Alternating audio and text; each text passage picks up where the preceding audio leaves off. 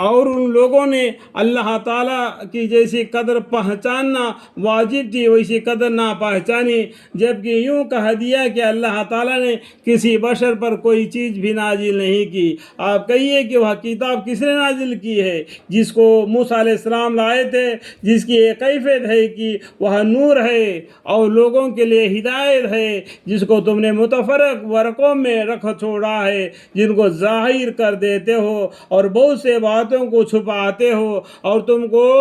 بہت سے ایسی باتیں تعلیم کی گئی جن کو نہ تم جانتے تھے اور نہ تمہارے بڑے۔ آپ کہہ دیجئے کہ اللہ تعالیٰ نے نازل فرمائی ہے، پھر ان کو ان کے مشغول میں بےہودگی کے ساتھ لگا رہنے دیجئے۔ اور یہ بھی ایسی ہی کتاب ہے جس کو ہم نے نازل کیا ہے، جو بڑا برکت والی ہے، یعنی قرآن کریم اپنے سے پہلے کتابوں کی تصدیق کرنے والی ہے، اور تاکہ آپ مکہ والوں کو اور اس کے آس پاس والوں کو ڈراوے، اور جو آخرت کا یقین رکھتے ہیں ایسے لوگ اس پر ایمان لے آتے ہیں اور اپنی نماز پر مداومت رکھتے ہیں۔ اور اس شخص سے زیادہ کون ظالم ہوگا جو اللہ تعالیٰ پر جھوٹ تہمت لگائے یا یوں کہے کہ مجھ پر وہی آتی ہے حالانکہ اس کے پاس کسی بات کی بھی وہی نہیں آتی۔ اور جو شخص یوں کہے کہ جیسا کلام اللہ تعالیٰ نے نازل کیا ہے اسی طرح کا میں بھی لاتا ہوں، اور اگر آپ اس وقت دیکھیں جبکہ ظالم لوگ موت کی سختیوں میں ہوں گے اور فرشتے اپنے ہاتھ بڑھا رہے ہوں گے، ہائے اپنی جانیں نکالو، آج تم کو ذلت کی سزا دی جائے گی اس سبب سے کہ تم اللہ تعالیٰ کے جیما جھوٹی باتیں رکھتے تھے، اور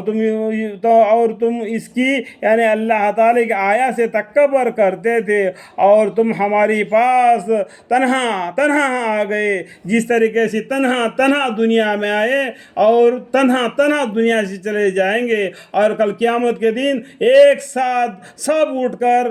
سر پر سے مٹی جھاڑتے ہوئے پکارنے والے فرشتے کی طرف دوڑتے ہوئے میدان حشر میں جمع ہو جائیں گے، اور تم ہمارے پاس تنہا آ گئے، جس طرح ہم نے اول بار تم کو پیدا کیا تھا اور جو کچھ ہم نے تم کو دیا تھا اس کو اپنے پیچھے ہی چھوڑ آئے۔ یہ دنیا میرا کر کے دنیا کے پیچھے پڑا، وہ پیچھے ہی چھوڑ کر خالی ہاتھ چلے گیا،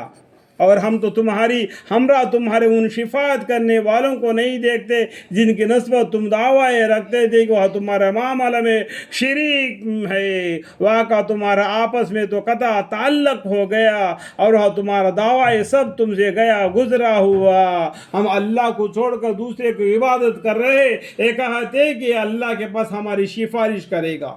سفارش کسی کا نہیں چلتی، اللہ کے سامنے حکم اللہ کا چلتا ہے، اس لیے ایک اللہ کی عبادت کرے، دوسرے کو ساتھ نہ لے۔ شفاعت کسی کی بھی نہیں چلتی، اللہ ہی کے حکم ہوگی، اللہ ہی کے حکم ہوگی۔ الحمدللہ رب العالمین۔